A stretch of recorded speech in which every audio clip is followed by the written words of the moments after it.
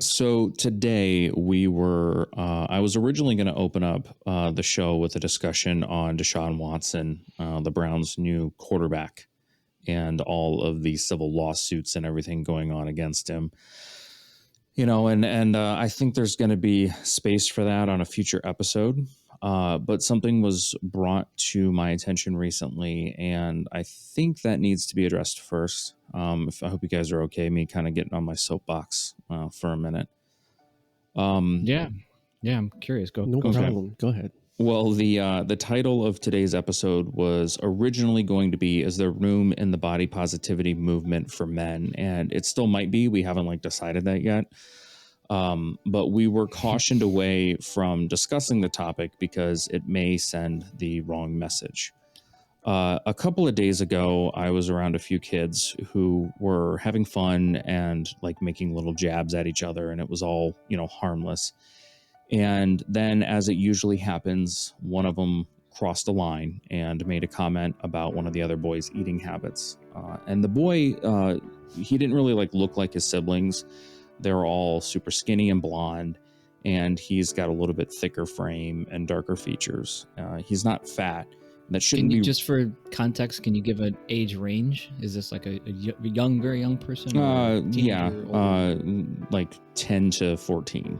Kind of, starting to get into the teenage years, but not quite, full, puberty.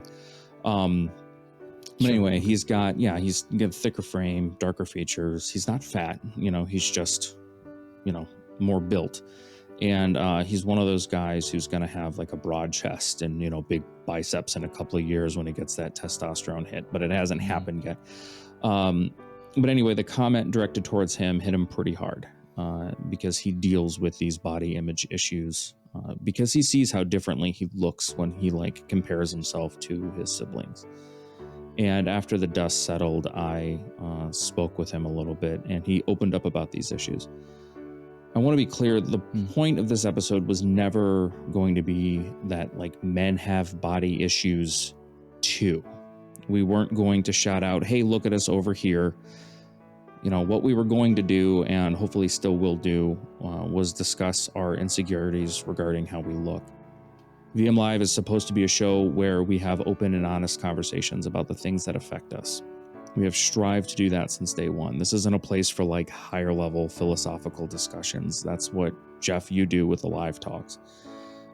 This is a place where we're attempting to do something that most of us as men are not good at, which is open up. It would be one thing if we were to discuss something like race issues, especially now, as we only have white people in the room.